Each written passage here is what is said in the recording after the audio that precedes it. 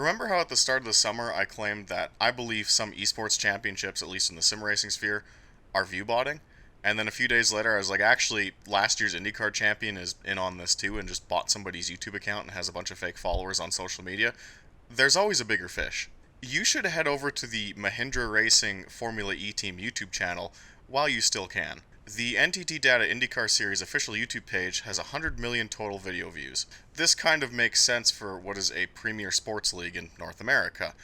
The Mahindra Racing Formula E Team channel, by comparison, has 300 million. The views on their YouTube videos vary wildly between a couple hundred and several million. There is basically no middle ground at all. Formula E's official YouTube channel hovers between 4-figure and 5-figure view counts on most of their videos. Mahindra Racing absolutely destroys them. And as you would expect from an account that's been heavily view-botted, clicking on any one of the Mahindra Racing videos with millions of views warrants just a handful of comments and a handful of likes. The few comments being left on these videos don't actually say anything at all and are just Indian spamming emojis.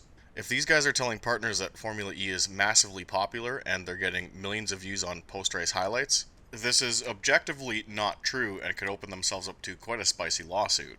This little nugget of info leads to a much bigger question.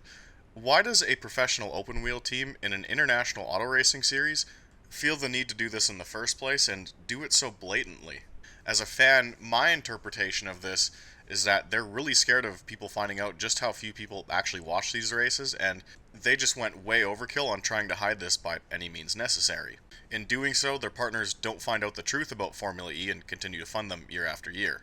This might have been Mahindra's approach, whereas other teams in the sport just straight up left. Last summer, at around this time, Audi, BMW, and Mercedes, despite being extremely successful in the sport, all just packed up their stuff and left.